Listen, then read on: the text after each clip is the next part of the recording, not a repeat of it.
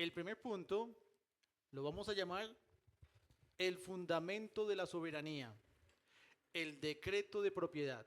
El fundamento de soberanía, el decreto de propiedad. Lo leeremos de los versículos 1 y 2. Repito para ustedes los dos versículos. Jehová habló a Moisés diciendo, conságrame todo primogénito, cualquiera que abre matriz entre los hijos de Israel, así de los hombres como de los animales, mío es. Noten ustedes lo siguiente en el texto. Ven ustedes que el Señor está diciéndoles a la nación de Israel una sugerencia. Les sugiero que los primogénitos los aparten para que sean míos. Él lo que está diciendo en este texto, como ustedes lo pueden ver, es un imperativo categórico. Es decir, les está dando una orden, les está diciendo que eso se va a hacer, es como una decisión judicial. Es así y punto. Jehová habló a Moisés diciendo, conságrame todo primogénito. No es si ellos quieren, es que tienen que hacerlo así. Ahora, notemos lo siguiente. Vean ustedes que aquí hay algo particular. ¿Acaso el Señor no hizo los cielos y la tierra y de Él es todo el universo? ¿Y todo lo que existe no es de Él? ¿Por qué hay que separar las cosas para Él si todo es de Él? Salmo 24, versículo 1. Les pido que por favor ubiquen. Salmo 24, versículo 1. Voy a leer para ustedes. El Salmo 24, versículo 1. De Jehová es la tierra y su plenitud, el mundo y los que en él habitan. Aquí podemos ver, hermanos, en el texto en Salmo 24, versículo 1, de que el Señor está diciendo de que todo cuanto existe es de Él. Todo cuanto existe es de Él. Pero nos genera cierta dificultad cuando empezamos a leer el texto y el Señor está diciendo que le aparten los primogénitos, siendo que son ya de Él.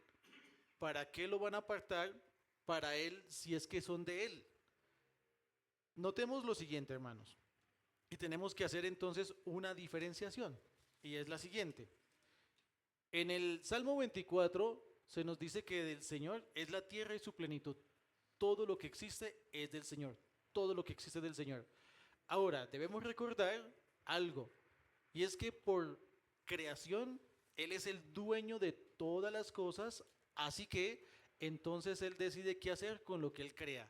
Sin embargo, hay un detalle con el texto. Y es que el texto nos dice que le separen los primogénitos. Los primogénitos en aquella época tenían una particularidad. Los primogénitos recibían siempre el doble de porción cuando tenían que hacer una herencia. Además, los primogénitos mostraban quién era el que iba a heredar después el ser jefe de la familia. Cuando un rey muere, ¿quién hereda? El primogénito. Pueden tener más hijos varones, pero el primogénito es el que hereda. ¿Quién es el que recibe más herencia? El primogénito. Para ellos, el primogénito es muy importante. ¿Qué significa el primogénito para ellos? Significa la prosperidad de hoy y la prosperidad del futuro, porque cuando muera el padre de familia, ¿quién va a representar y ser el jefe entonces de todo el clan? El primogénito. Cuando muere el rey, ¿quién va a ser entonces el nuevo rey? El primogénito. Entonces, el primogénito representa todo de la familia. Representa el presente porque hay que cuidarlo y representa el futuro porque eres el que va a reemplazar y va a continuar el legado. Así las cosas, cuando el Señor pide de que le separen el primogénito, Él intrínsecamente lo que le está pidiendo a la nación de Israel es que está pidiendo todo de la nación. Le está pidiendo todo. Pedirle primogénito significa pedirle el presente, pedirles el futuro y que toda su expectativa se la entreguen al Señor. Así las cosas, significa entonces que el creyente, o esto está apuntando a una realidad más grande en el futuro, y es le está diciendo al creyente, y es que lo que él es en su trabajo, en su casa, en la iglesia, todo es del Señor. No puedo yo pensar entonces de que yo soy una persona en la iglesia, soy otra persona en el trabajo, soy otra persona en otros roles que yo haga. Todo es del Señor. El Señor está demandando en el texto, deben el primogénito. Es decir, lo más importante suyo y lo que representa su futuro, démelo a mí. Es lo que dice el texto. Les pido que por favor busquemos 1 Corintios 6, 19 y 20 y notemos algo bien particular. Y es que cuando el Señor está diciendo que le aparten el primogénito, está diciendo que estamos hablando de una transacción. Si le apartan el primogénito para el Señor, algo especial solamente para el Señor, siendo que todas las cosas son de Él, Él pide que le aparten algo que es de Él mismo, pero que se lo aparten. Este tema de transacción, de compra, de que el Señor está comprando algo para sí mismo, no es solamente algo que viene del Antiguo Pacto. 1 Corintios 6, 19, 20. Dice, ¿o ignoráis que vuestro cuerpo es templo del Espíritu Santo, el cual está en vosotros, el cual tenéis de Dios, y que no sois vuestros? Porque habéis sido comprados por precio. Glorificad pues a Dios en vuestro cuerpo y en vuestro espíritu, los cuales son de Dios. Noten ustedes que el mismo concepto se conserva también en el nuevo pacto. Estamos hablando de que el Señor está diciendo es que ustedes son míos. Lo que está diciendo es que la iglesia es del Señor. Pero ¿acaso el Salmo 24 no está diciendo de que todo es del Señor? Si todo es del Señor, entonces ¿por qué Él está diciendo que le aparten algo que es del mismo, como haciendo una transacción de compra? Además, ¿a quién se la está comprando? ¿A quién hay que pagarle esto? Sigamos desarrollando el texto. Aquí vamos a mirar algo particular, y es que el Señor o el creyente más bien es como si fuera dos veces del Señor. ¿En qué sentido? Primero, porque el Señor lo crea, y segundo, porque Él lo compra, lo redime para sí. Entonces, les pido que por favor ubiquemos, para que tengamos más claridad de este punto, Romanos 9, 21, 22. Romanos 9, 21, 22. Pero tengamos presente algo, y es lo siguiente. Tengamos presente de que todo lo que hay en Éxodo, lo que venimos hablando de Éxodo, realmente está apuntando a algo mucho más grande que va a venir después. Ellos todavía no lo veían, ni lo sabían, pero era algo que vendría después más grande. Aquí estamos hablando de que el Señor dice, sepáreme lo más importante, el primogénito. Para el Señor, lo que está apuntando hacia más adelante, le está diciendo a usted como realidades, y es que usted, toda su realidad futura, póngala en manos del Señor, solamente en manos del Señor. Pero el primogénito va a venir a jugar algo más adelante muy importante después. Todavía no. Sigamos. Relación con Romanos 9, 21, 22. Les voy a leer para ustedes Romanos 9, 21, 22.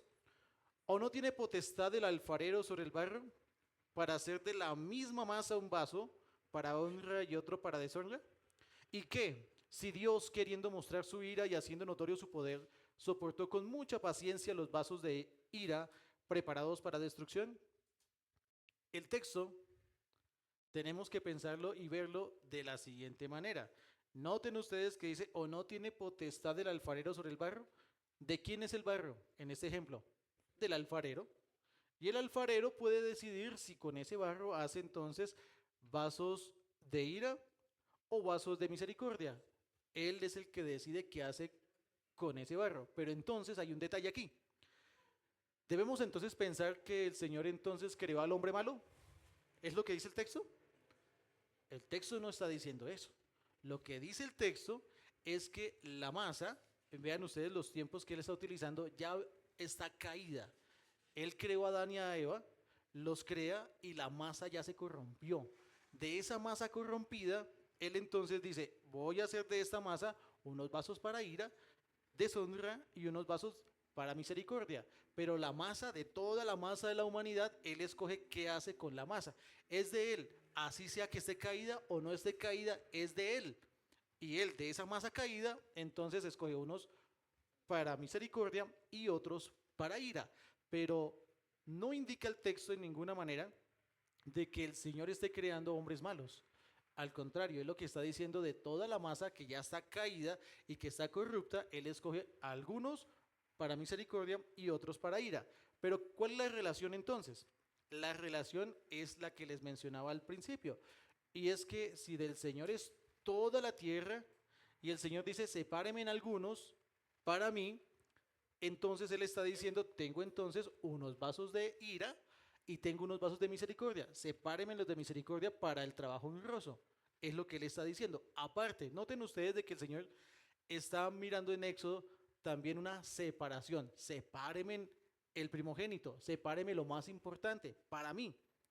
Sigamos leyendo. En el texto vemos entonces de que el Señor lo que hace es que hace a su criatura, la crea, la criatura cae, el Señor viene, la redime, porque en la condición en la que esta criatura está, no puede tener relación con el Señor. Así las cosas, se requiere hacer algo para que la criatura pueda tener alguna relación con su Señor. Ese algo es lo que viene en los siguientes versículos. Entonces, en la primera parte, en los versículos 1 y 2, estamos viendo que el Señor está diciendo, sepáreme los primogénitos, déjenmelos aparte, son míos. Y ya resolvimos de que el Señor está diciendo de que si todo es de Él está diciendo los primogénitos también son míos. Él lo que está diciendo es, aunque todo es mío, en la manera en la que hoy en día se encuentra todo lo que Él creó, hablando de los seres humanos, no puede tener relación con Dios, no se puede, porque ya, como habíamos visto en Romanos 9, la masa ha sido corrupta. Así que de esa masa, el Señor dice, sepáreme en una. Y por eso la pregunta, ¿y qué si Dios, queriendo separar a algunos para ira y otros para misericordia? La pregunta que surge para ustedes y para mí, siempre que vemos el texto de la elección incondicional es, ¿pero por qué el Señor no escoge a todos? El texto mismo está diciendo que en esa época, cuando se presentó esta verdad, también se generó la misma pregunta. Y el apóstol Pablo les responde, ¿y qué si Dios, queriendo hacer algunos para misericordia y otros para ira? Como diciendo, el Señor en su buena voluntad decide de toda la masa a quien escoge para misericordia y los otros los pasa por alto para ira. Tengan ustedes también presente, hermanos, de que esto nos enseña de que hoy en día, cuando una criatura nace, no nace con el derecho de ser elegido. Más bien, nace con el derecho de ser juzgado para que vaya al infierno, porque viene siendo representada por Adán. Más bien la criatura que nace tiene la necesidad de un salvador, la necesidad urgente de un salvador. No tiene el derecho intrínseco de ser elegido, no es así, sino más bien naces condenada con una urgencia de un salvador. Sigamos con el versículo 3 y el versículo 4. El versículo 3 dice lo siguiente: y Moisés dijo al pueblo, tened memoria de este día, en el cual habéis salido de Egipto, de la casa de servidumbre, pues Jehová os ha sacado de aquí con mano fuerte. Por tanto, no comeréis leudado. Noten ustedes la secuencia de eventos. Primero el Señor dice, sepáreme los primogénitos para Él. Es como decir, de toda la masa, escójame en algunos para misericordia. El Señor escoge lo más importante para Él, los primogénitos. Le pide a la gente, entrégueme todo lo suyo a mí, pero solamente pueden hacerlo algunos. Esos son los cuales el Señor escoge para sí y obra en ellos la redención. Esas personas en las que el Señor obra la redención son aquellos en los que cuando se predica las Sagradas Escrituras prestan atención, pero es porque el Señor les concede el don de la fe y el arrepentimiento. Yo les había dado a ustedes un ejemplo la vez pasada que vinimos de Lidia. ¿Recuerdan ustedes a Lidia, la que vendía púrpura? Ella por sí misma no podía escuchar la escritura, aunque era el mismo apóstol Pablo quien la estaba presentando. No es la elocuencia de quien se para acá a presentarles el evangelio. El apóstol Pablo estaba predicándoles. Ustedes pueden imaginar la clase de persona y elocuencia que podía tener el apóstol Pablo predicando, pero Lidia no entendía ni tampoco prestaba atención. Y dice el texto en Hechos de que el Señor abrió su corazón para que atendiera lo que estaba explicando el apóstol Pablo. Así sucede con cada uno de nosotros. Viene el Señor, abre su corazón, porque hay en usted un pago. Antes de que se abriera su corazón, el Señor ya había hecho esa transacción de pagar por usted en la cruz. Cuando hay ese pago de esa separación del primogénito para él, viene una siguiente demanda y es la siguiente. Pensemos entonces en el primer acto. El Señor pide la separación de los primogénitos para él. Es lo primero. Y Moisés dijo al pueblo, tened memoria de este día en el cual habéis salido de Egipto de la casa de servidumbre. Noten ustedes que primero pide la separación de los primogénitos y en segundo lugar les pide que tengan memoria de ese día. Las únicas personas que pueden tener memoria del día en el que fueron rescatadas, justamente son estas personas que han sido rescatadas por la predicación del Evangelio. Ellos, nosotros, recordamos qué hacíamos antes de abrazar el Evangelio y ahora que lo abrazamos, entonces vivimos recordando eso para recordar siempre de dónde nos sacó el Señor. Pero solamente pasa en aquellas personas en las que se obra fe y arrepentimiento. Ellos dicen, dice el texto, y Moisés dijo al pueblo, tened memoria de este día. ¿De cuál día? Ellos saben de que ese día en el que van a ser rescatados, porque todavía no están rescatados, en ese momento, ¿en dónde nos encontramos en este momento en el texto? Estamos en Egipto. ¿Ya pasaron y abrió el mar? No, todavía no. Están en Egipto. El Señor les está diciendo a ellos dentro de Egipto, estando ellos en esclavitud, diciéndoles, miren, recuerden, ¿quiénes los están esclavizando? Los egipcios los están esclavizando. Listo, entonces les está diciendo, recuérdenlo, tened memoria de este día en el cual habéis salido de Egipto. ¿Ya habían salido? No han salido, pero como si hubieran salido. ¿Por qué? Cuando nosotros se nos presenta el Evangelio, nosotros seguimos aún en este mundo, pero como si no viviéramos en él. Y Moisés dijo al pueblo, tened memoria en este día en el cual habéis salido de Egipto, pero no han salido todavía, siguen ahí en Egipto, pero les está diciendo como si ya lo hubieran hecho. De la casa de servidumbre, es decir, como esclavos, porque eran esclavos. Pues Jehová os ha sacado de aquí, con mano fuerte. En sus Biblias, en el texto que estamos estudiando, quiero que noten ustedes el versículo 3, que dice lo siguiente, al final, pues Jehová os ha sacado de aquí con mano fuerte.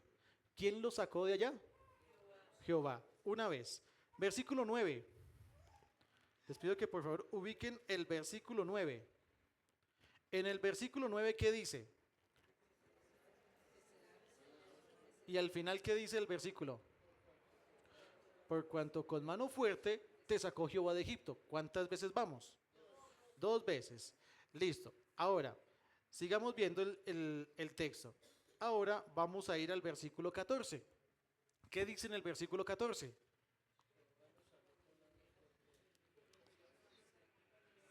¿Y qué repite nuevamente? ¿Cuántas vamos? Ahora vamos para el versículo 16.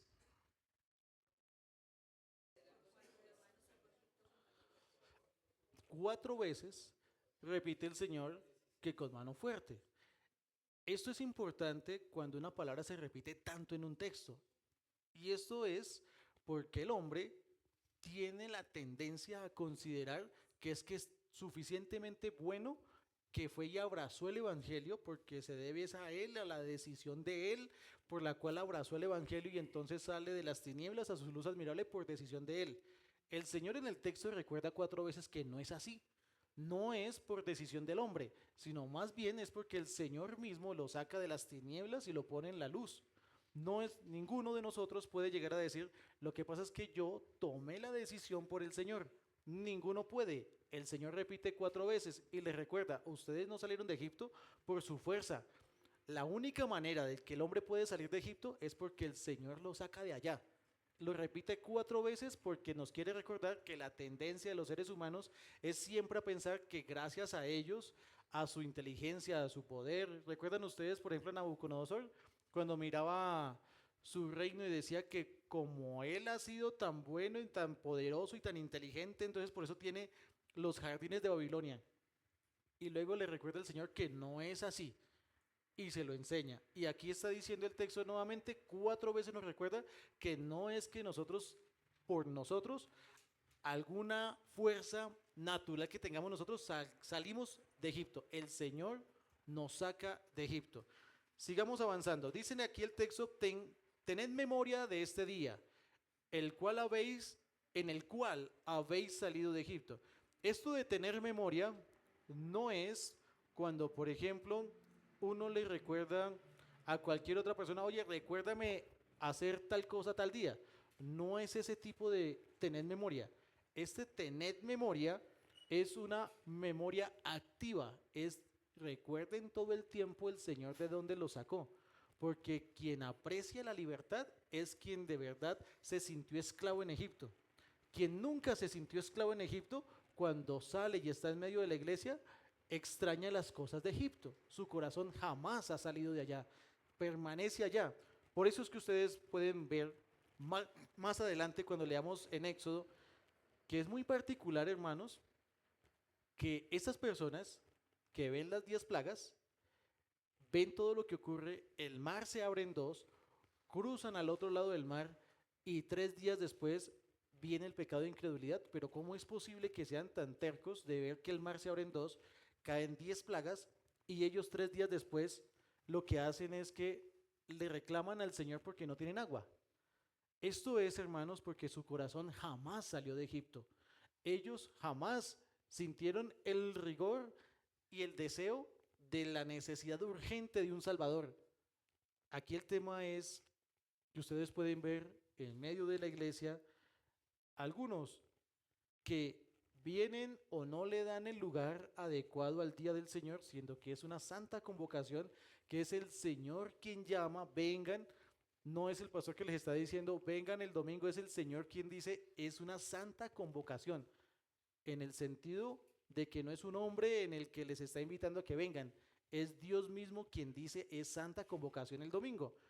Vienen sí, pero su corazón en algunos permanece aún en Egipto. ¿Y qué se extraña? Se extraña entonces que solamente vienen los domingos, pero cuando son los viernes, cuando son los 24 de diciembre, los 31, que hay desorden, ahí es cuando se empieza a aflorar si ese corazón permanece en Egipto, va a la iglesia con los redimidos, pero su corazón está en Egipto. Esto, hermanos, de manera progresiva, el Señor va tratando con cada uno de sus elegidos y poco a poco empiezan ustedes a determinar de que ese tipo de prácticas ya no va con ustedes en los santos elegidos. El texto nos está pidiendo que tengan memoria de ese día, pero ¿de qué es lo que tienen que recordar? ¿Qué es lo que dice el texto que recuerden? Según el versículo 3, le dicen, tened memoria de este día, en el cual habéis salido de Egipto, de la casa de servidumbre, de la casa de servidumbre. Les está diciendo que recuerden que eran esclavos, que todo el tiempo eran esclavos y que el único que los pudo sacar de allá fue el Señor, para que le sirvan a Él en el desierto. Sigamos avanzando. Vamos para el versículo 4 y el versículo 5. Vosotros salís hoy en el mes de Abib, y cuando Jehová te hubiere metido en la tierra del Cananeo, del Eteo, del Amorreo, del Ebeo y del Jebuseo, la cual juró a tus padres que te daría tierra que destila leche y miel, harás esta celebración en el mes. Noten ustedes algo bien interesante acá. Primero les dice que tengan memoria de dónde salieron ellos. Es lo primero, tengan memoria de dónde salieron ellos. Pero viene en una secuencia de actos. Primero les dice, sepárenme en el primogénito que mío es. Una transacción de redención. No todos se pueden acercar al Señor, solamente aquellos que son redimidos se pueden acercar al Señor. Segundo, luego les dice que tienen que vivir sin nada leudado. ¿Recuerdan ustedes a qué hace referencia la masa leudada, que la habíamos visto anteriormente? Que hace referencia siempre que el Señor nos coloca algún ejemplo en relación a la masa leudada. Recuerdan ustedes que el Señor nos dice, tengan cuidado con la levadura de Herodes, tengan cuidado con la levadura de los fariseos, tengan cuidado con la levadura de los saduceos, y pone 3 ejemplos de la levadura. Y el Señor en Éxodo nos está diciendo, sepárenme en el primogénito y quiero que vivan sin nada leudado. Está diciendo, las personas que han sido redimidas para Él Ahora de que han sido redimidas, ahora sí pueden vivir en santidad. Se redime primero, se hace la transacción de redención y luego esa persona, por parte del Señor, recibe la fe y el arrepentimiento y ahora se le exige y se le pide santificación, que esa es una de las marcas que tiene todo verdadero creyente y es que está en constante crecimiento y constante santificación. Ahora, en el texto nos dice también, cuando veníamos avanzando, nos dicen, recuerden de dónde fueron sacados. Fueron sacados de Egipto. Recuerden que ustedes eran esclavos y con mano fuerte los saca el Señor. No fueron ustedes, es el Señor quien los saca. Y después de que los saca de allá, les dice lo siguiente. Vosotros, antes de que salieran, les dice lo siguiente. Vosotros salís hoy en el mes de Abib. Y cuando Jehová te hubiere metido en la tierra del Cananeo, del Eteo, del Amorreo, del Ebeo y del Jebuseo, la cual juró a tus padres que te daría tierra que destila leche y miel, harás esta celebración en el mes. Pero la celebración se tiene que hacer previo a los actos anteriores que menciona el texto. Pero ¿por qué motivo hay que hacer eso antes? Resulta, hermanos, que lo que el Señor les está diciendo es, y cuando Jehová te hubiere metido en la tierra del Cananeo, la tierra del Cananeo tiene una particularidad, que destila leche y miel. Lo que les está hablando el Señor es que cuando yo los voy a sacar a ustedes de acá, de ser esclavos, y los voy a prosperar en Canaán. ¿Qué particularidad tiene el ser humano cuando sale de la pobreza a la abundancia? Siempre se le olvida de dónde salió. Siempre se le olvida de que eso es gracias al Señor. Por eso el Señor les dice, recuerden ustedes de dónde salieron. Recuerden que fue el Señor quien los metió allá. Recuerden que vienen de casa de servidumbre. ¿Para qué? Para que cuando el Señor te hubiere metido en la tierra del Cananeo, del Eteo, del Amorreo, del Ebeo, del Jebuseo, la cual juró a tus padres que te daría tierra que destila leche y miel, harás esta celebración en este mes. Eso es lo que busca el Señor con esa celebración, para que ellos recuerden que la prosperidad que ellos tienen es por mano y bondad del Señor, no es por brazo de ellos mismos, porque siempre al hombre se le olvida cuando sale de alguna situación, considera que es gracias a él y a su esfuerzo. ¿Han oído ustedes, por ejemplo, esos gurús financieros que dicen, si por ejemplo a Elon Musk perdiera el dinero, todo el dinero, entonces Elon Musk vuelve y se levanta? Pero no es así. El texto lo que está diciendo es que quien le permite levantarse es el Señor. Solo el Señor es el que le permite no levantarse. Se necesita una mente fuerte para uno salir de una quiebra financiera y luego volverse a levantar. Pero solamente es el Señor quien concede esa facultad y esa habilidad. Porque el hombre por sí mismo dice, si yo tengo mis manos y mis pies, yo puedo salir de cualquier quiebra financiera. Pero no es así. Solamente si el Señor le concede la bendición de poder salir adelante. Si no, se queda quebrado. Puede tener sus manos, puede tener sus pies, puede tener su salud, pero si el Señor no le concede, no sale a flote. Porque el hombre tiene la particularidad, como lo menciona aquí el texto, de pensar de que es por ellos y por su esfuerzo que tienen leche y que tienen miel. Sigamos avanzando. Vean ustedes en el versículo 6 lo que dice. Primero les dice a ellos entonces, necesito los redimidos, necesito los primogénitos, lo más importante, suyo, démelo, porque mío es. Luego les dice, ya siendo ustedes redimidos, ahora vivan ustedes en santidad. Pero cuando ustedes estén viviendo en santidad, que les está diciendo, nada leudado tiene que haber, les está diciendo, recuerden de dónde salieron. Y teniendo todos estos elementos ya activos, entonces recuerden, todo esto recuérdenlo cuando yo los ingrese a la prosperidad, a la tierra en Canaán. Y lo tienen que recordar porque el hombre tiene ese pecado.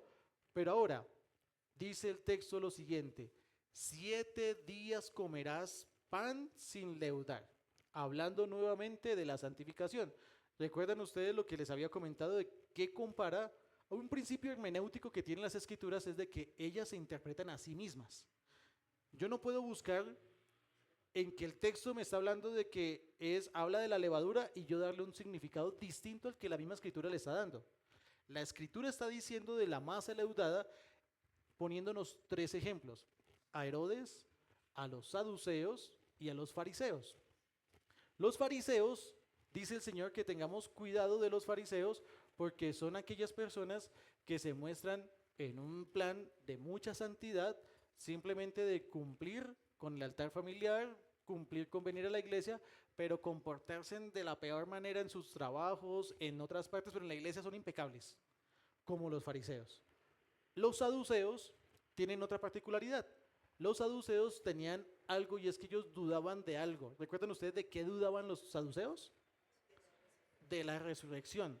La resurrección es una obra milagrosa, sobrenatural, que nosotros creemos. Lo que tratan ellos de hacer es desligar la fe de la creencia sobrenatural. Nosotros creemos en cosas sobrenaturales, como por ejemplo la resurrección de los muertos, por ejemplo el nuevo nacimiento. Eso es algo sobrenatural. Una persona que se comportaba de una manera y ahora, porque el Señor habita en él, ahora tenemos otra persona totalmente distinta. Una persona que muere y que llegará el día en el que el Señor levante a todos sus muertos. Va a haber una resurrección, es algo sobrenatural. Los saduceos le quitan ese factor y ese elemento, y entonces ellos lo que piensan es en la aniquilación del alma. El hombre vive aquí, hace lo que tiene que hacer y luego su alma se aniquila. Eso es lo que ellos creían. Pero el punto es de que le quieren quitar la parte milagrosa, sobrenatural a la fe. Así las cosas, si nos quitan esa parte, entonces nosotros nos cuestionan mucho hoy en día, porque si usted cree en el Señor, explíqueme cómo es que Dios existe. Explíqueme cómo es que nosotros llegamos a vivir en este mundo. Explíqueme cómo es que el hombre fue y llega aquí a esta tierra y ahora vemos más de 7.000 millones de seres humanos. Explíqueme eso. Y los compañeros en la universidad, en el trabajo, los familiares, siempre vienen con esas dudas a quitarle lo sobrenatural a la fe, en especial en las universidades. Allá son expertos en eso para poner a prueba la misma fe, para que usted se sienta vulnerable ante sus compañeros. Y notan ustedes que cuando salen esas preguntas, lo que tratan de decir es que nuestra fe es intelectualmente deshonesta, mientras que lo que ellos creen es lo más honesto, porque ellos ven y creen en solamente lo que pueden ver y palpar. Están tratando de quitar lo sobrenatural a la fe. Y el Señor menciona: tengan cuidado con la levadura de los saduceos. Además, dice que tengan cuidado con la levadura de Herodes. La levadura de Herodes aquí tiene una particularidad. Tenemos que mirar la vida de Herodes para saber el Señor a qué se refiere. Herodes, siendo entonces uno de los reyes allí en Israel, representante de los judíos, tenía una particularidad. ¿Recuerdan ustedes que cuando fueron a juzgar al Señor, él buscaba esa amistad con Pilato y mantenerse con esa amistad con Roma? Es como cuando usted está en su trabajo y por mantener esa cordialidad con su jefe le pide que usted firme unos papeles que son, usted sabe que no está bien, que usted sabe que son papeles que son algunas cosas que son torcidas, y usted por congraciarse con su jefe, usted lo firma. Pero si llega a la iglesia, como los hermanos no lo ven, el pastor no lo ve, yo llego acá tranquilo, pero el Señor lo que está diciendo es: tengan cuidado con la levadura de Herodes. Les está diciendo: no hagan nada para congraciarse con este mundo, para ustedes tratar de encajar con este mundo. Si por ejemplo, ustedes saben cómo es el tema de los políticos, que ellos piden siempre su mordida, piden siempre su comisión sobre cosas que no deben de hacer. Pero entonces usted lo que hace es, por congraciarse con el político y por tratar de encajar, entonces usted ahí entra. O cuando su jefe le dice: bueno, vamos a maquillar esos informes financieros para que esto no salga tan mal, porque sí hubo pérdida, pero la idea es que no se vea tan mal, vamos a maquillarlos. Eso está mal hecho. Por congraciarse con su jefe, lo va a hacer. Por eso el Señor está diciendo: tengan cuidado con la levadura de Herodes, de los saduceos y de los fariseos. Sigamos, el texto dice: limpiaos pues de la vieja levadura. Cuando dice de la vieja levadura, está reconociendo de que usted vivía en eso. Eso era su práctica antes. Limpiaos pues de la vieja levadura. Es decir, de que el Señor a usted lo redime, me redime a mí, pero entonces usted tiene que hacer algo, limpiarse de la vieja levadura. ¿De qué nos está hablando entonces el texto? De un proceso de santificación. Santificación. Aquí hay que tener un cuidado y es el siguiente. No debemos de creer que el texto nos está diciendo de que nosotros nos limpiamos para ser salvos. Al contrario, usted se limpia porque usted es salvo. Limpiados pues de la vieja levadura. Vean ustedes que está en el versículo 7 es que me está hablando. Limpiados pues de la vieja levadura. Y eso viene, primero una transacción de redención. Primero viene de que usted tenga fe y arrepentimiento y se acuerde de dónde viene. Y después de que usted tiene todos esos elementos, ahora sí le dice, limpiados pues de la vieja levadura. Porque el Señor ahora le concede a usted la fe y el arrepentimiento para que se examine a sí mismo y pueda darse cuenta que tiene que irse limpiando todo el tiempo de estas cosas. Limpiados pues de la vieja levadura, para que seáis nueva masa. Primera Corintios 5, 7, 8, para que lo anoten ustedes allí. Primera Corintios 7 y 8, dice el apóstol Pablo lo siguiente: limpiaos pues de la vieja levadura, para que seáis nueva masa, sin levadura como sois, porque nuestra Pascua, que es Cristo, ya fue sacrificada por nosotros. Así que celebremos la fiesta, no con la vieja levadura, ni con la levadura de malicia y de maldad, sino con panes sin levadura, de sinceridad y de verdad. Quisiera que vieran ustedes, hermanos, en el versículo 6 de Éxodo 13, ¿cuántos días hay que considerar este mandato? 7. Aquí tenemos que ver algo importante y es que la palabra o el número 7, el Señor no lo menciona en el texto simplemente al azar, simplemente por mencionar el número 7. El número, si ustedes lo pueden seguir a través de las escrituras, nos habla de una plenitud, de algo completo. ¿En cuántos días creó el Señor el cielo y la tierra? En 7 días. Un ciclo completo. En el texto dice: 7 días comerás pan sin leudar, y el séptimo día será fiesta para Jehová. Aquí lo que está diciendo, con 7 días comerás pan sin leudar, y entendiendo el 7 aquí, como se entiende en todas las escrituras, haciendo referencia a algo completo, algo que tiene un principio y tiene un fin, pero se finaliza el ciclo, y es que toda su vida y toda mi vida vamos a estar que buscar el de estar limpiándonos de la vieja levadura todo el tiempo en un proceso de santificación.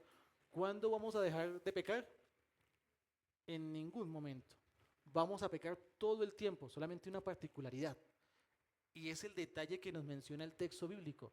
Y es que es una santificación progresiva. 7 días comerás pan sin leudar, y el séptimo día será fiesta para Jehová. Por los 7 días se comerán los panes sin levadura. Así que usted tiene que hacer durante toda su vida todo el esfuerzo de estar limpiándose siempre de la levadura. Siempre limpiándose de la levadura. ¿Y la particularidad cuál es? La particularidad es que si usted está siempre limpiándose la levadura, pues el sentido común me dice a mí de que cada vez va a haber menos levadura. En ese orden de ideas me muestra entonces el texto de que si el proceso de santificación es progresivo, entonces la persona que hoy tenemos no puede ser la misma que recién fue salvada, porque ya ha pasado por un tiempo de santificación. Tenemos una persona hoy que sigue pecando, que sigue fallando, por supuesto, pero que sigue en un proceso de mortificación del pecado. Sigamos avanzando. 7 días comerás pan sin leudar, y el séptimo día será fiesta para Jehová. Por los 7 días se comerán los panes sin levadura. Noten ustedes que en el último día es la fiesta para Jehová. Cuando terminemos nosotros nuestro ciclo de 7 días, es decir, de toda nuestra vida mortificándonos del pecado, todos los días de nuestra vida, cuando se termine ese ciclo, ¿qué va a haber en el último día? Una fiesta. ¿Y eso qué nos apunta? ¿Una fiesta en dónde? En el cielo. Única y exclusivamente para los que están dentro de este pacto, dentro de este pueblo bendecido que todos los días hacen su esfuerzo por mortificar el pecado. ¿Todo el mundo en este planeta Tierra puede mortificar el pecado? No pueden. ¿Solamente quiénes? Solamente los redimidos, los que han sido redimidos, la nación, los que son parte del pueblo, los que son parte del pacto. Una de las bendiciones del pacto justamente es esta, de que el Señor les concede fe y arrepentimiento para que usted se esté limpiando de la masa leudada todos los días. Sigamos avanzando.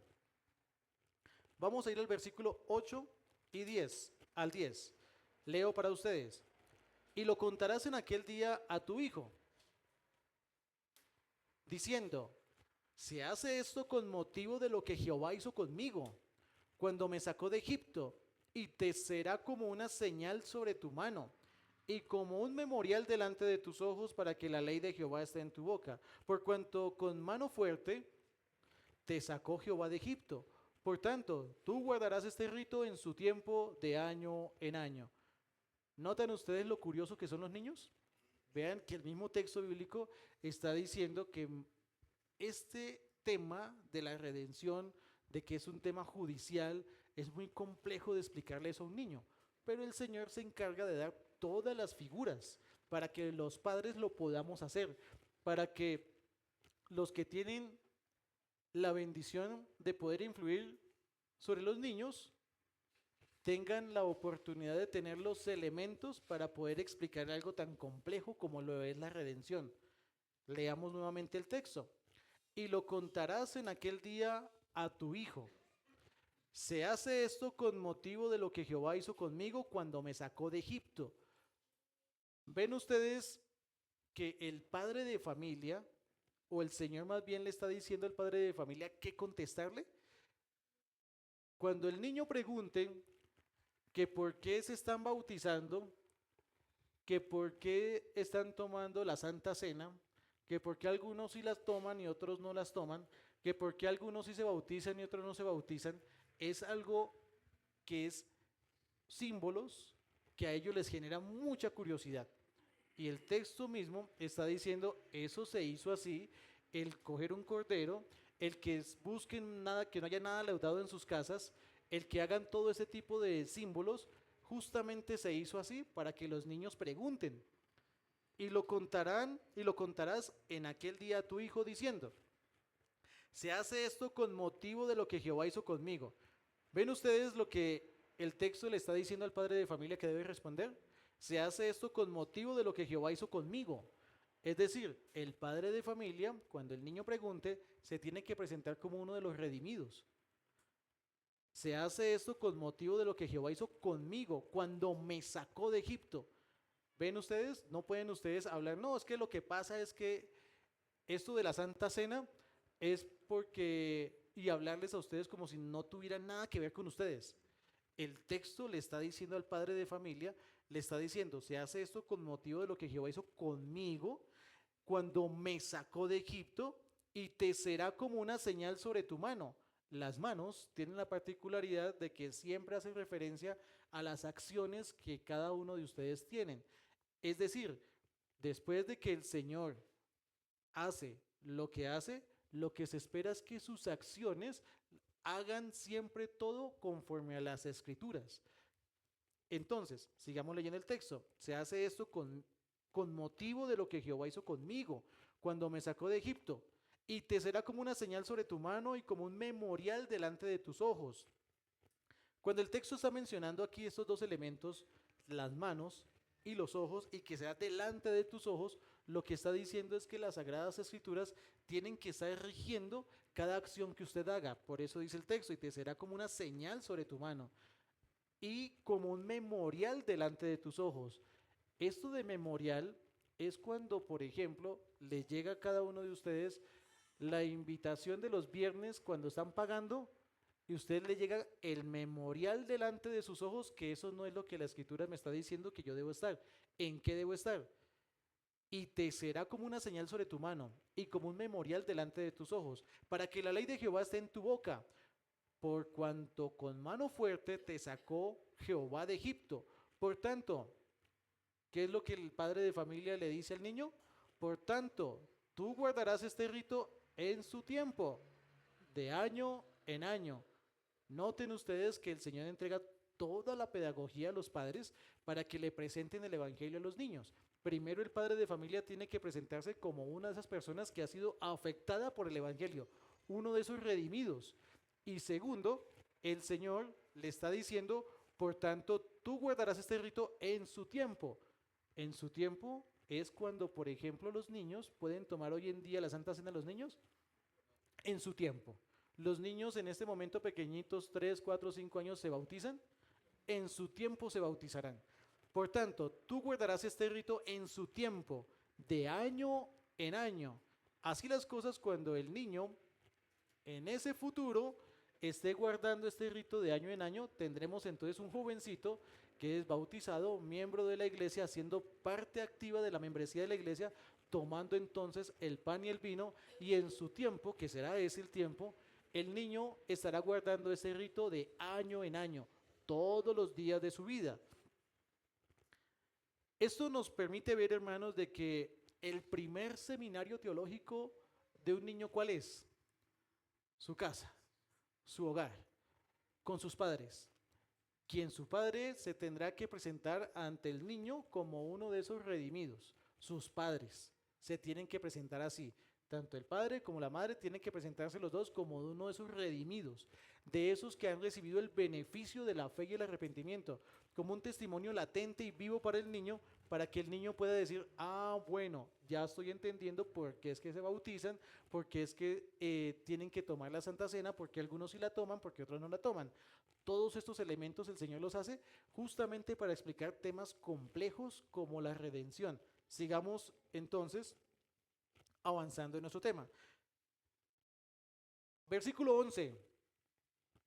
Y cuando Jehová te haya metido en la tierra del cananeo, como te ha jurado a ti y a tus padres, ¿dónde están en este momento cuando estamos hablando de esto? En Egipto.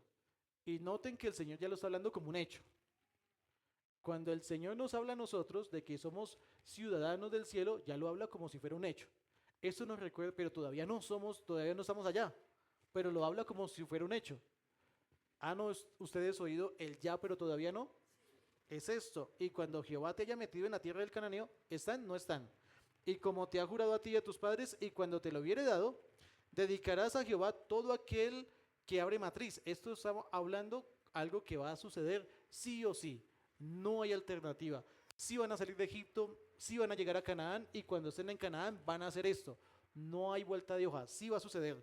Y cuando Jehová te haya metido en la tierra del cananeo, como te ha jurado a ti y a tus padres, y cuando te la hubiere dado, dedicarás a Jehová todo aquel que abre matriz. Dejémoslo ahí un momento. Pensemos en lo siguiente. Aquí el texto me está diciendo, y cuando Jehová te haya metido en la tierra del cananeo. ¿Cuál es la tierra prometida en aquella época? Canaán. Para nosotros, ¿cuál es? La Canaán celestial.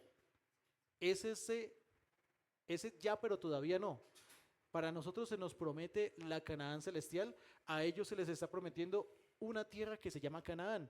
Pero el punto al que quiere ir Éxodo es que el punto es que está llevándonos a que veamos algo más allá, algo que todavía no es, algo más grande, una realidad futura que todavía no es y que aún nosotros no la estamos viendo, pero que se nos está hablando a nosotros como si ya la tuviéramos.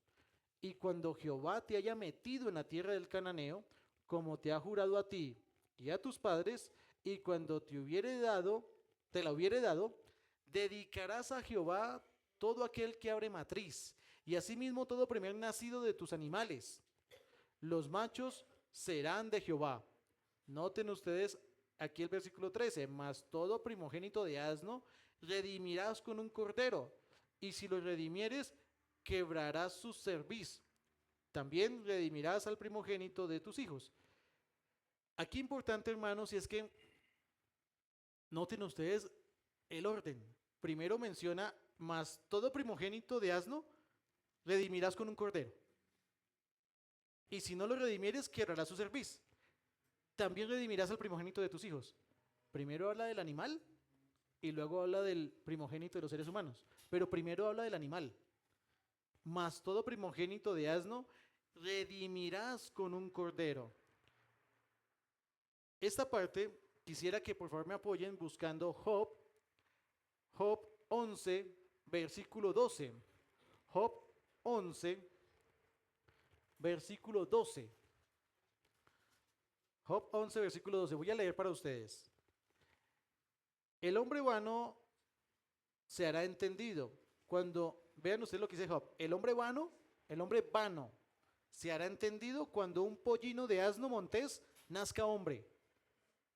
Aquí está comparando entonces Job al asno con un hombre. Mas todo primogénito de asno redimirás con un cordero. Y si no lo redimieres, quebrarás su cerviz.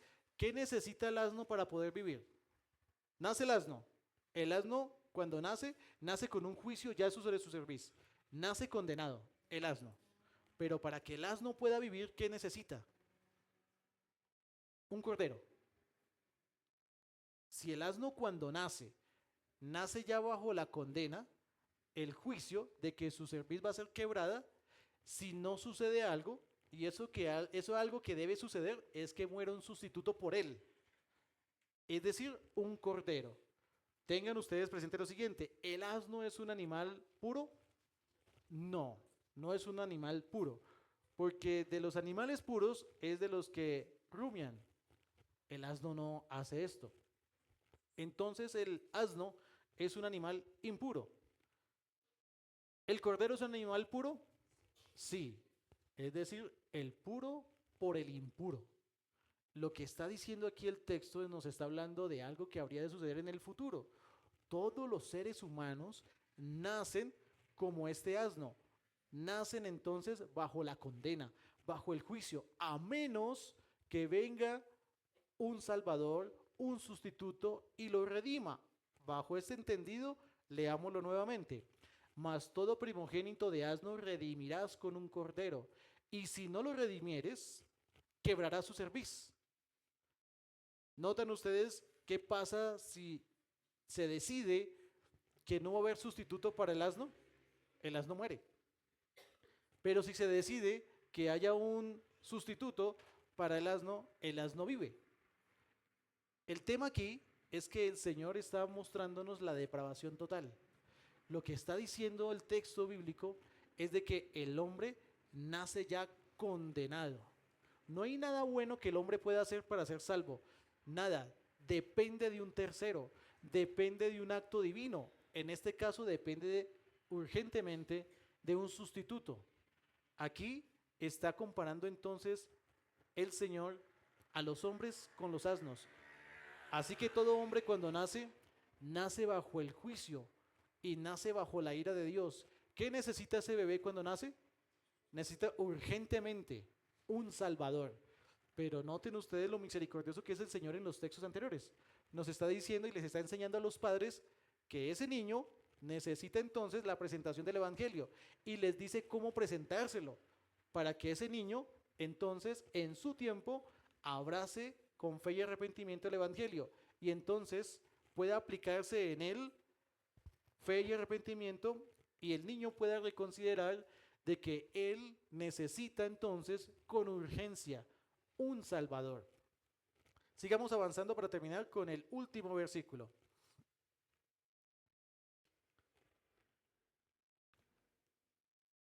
Vamos a leer del 14 al 16. Y cuando nuevamente tenemos aquí a los niños preguntando. Y cuando mañana te pregunte tu hijo diciendo ¿qué es esto? Porque ustedes imagínense el niño mirando de cómo es posible que el asno, o sea, cómo que el asno tengo que redimirlo con un cordero.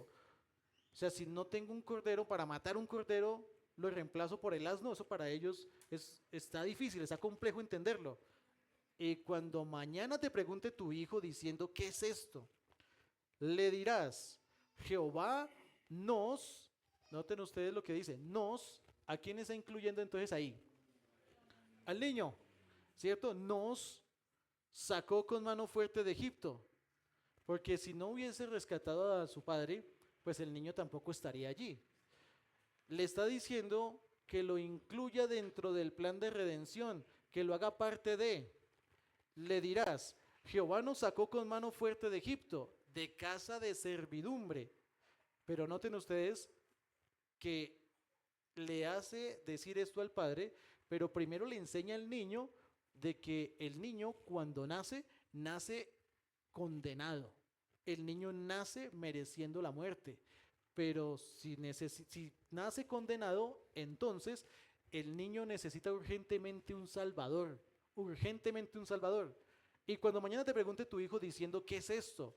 Le dirás, Jehová nos sacó con mano fuerte de Egipto, de casa de servidumbre, y endureciéndose Faraón para no dejarnos ir, Jehová hizo morir en la tierra de Egipto a todo primogénito, desde el primogénito humano hasta el primogénito de la bestia.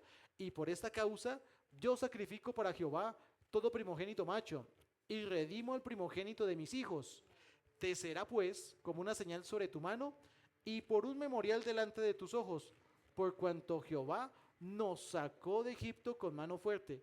Noten ustedes que aquí tenemos al padre de familia como un catequista, respondiendo las preguntas de su niño. Cuando él está preguntando cómo es posible de que un asno muera y lo reemplace por un cordero, ¿cómo es que es esto? Aquí lo que nos está diciendo el texto bíblico es que tenemos que enseñarle a nuestros hijos de que cuando ellos nacen, nacen bajo condenación. Y cuando mañana te pregunte tu hijo diciendo qué es esto, le dirás, Jehová nos sacó con mano fuerte de Egipto. Es decir, el Señor me sacó a mí, a su mamá, de unas prácticas que teníamos anteriormente, de una vida perdida que teníamos anteriormente, se nos revela el Evangelio y ahora por fe abrazamos una fe que Dios nos concede a nosotros. Y cuando mañana te pregunte tu hijo diciendo, ¿qué es esto? Le dirás, Jehová nos sacó con mano fuerte de casa de servidumbre y endureciéndose Faraón para no dejarnos ir, Jehová hizo morir en la tierra de Egipto a todo primogénito, desde el primogénito humano hasta el primogénito de la bestia. Y por esa causa yo sacrifico para Jehová todo primogénito macho y redimo al primogénito de mis hijos. Y cuando el padre de familia diga, y por esa causa yo tomo la santa cena, que representa la sangre y el cuerpo del Señor, porque el Señor hizo un plan, hizo una actividad real, verdadera, que lo que hace es salvar de manera real a todo ser humano que decida abrazar por fe el Evangelio. Esta historia no es un cuento. Miren ustedes que el padre de familia tiene que contarle a su hijo como algo que de verdad sucedió, no como un mitos y leyendas de nuestra patria colombiana. No, le está diciendo que cuente eso como algo real, algo que de verdad sucedió. El Señor, el padre de familia tiene que decir, Jehová nos sacó con mano fuerte de Egipto.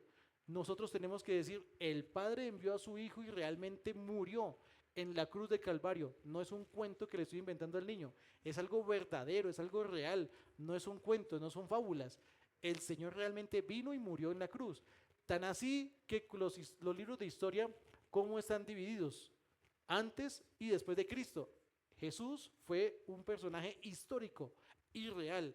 No le estoy contando un cuento de hadas al niño, le estoy diciendo algo real, algo que de verdad pasó.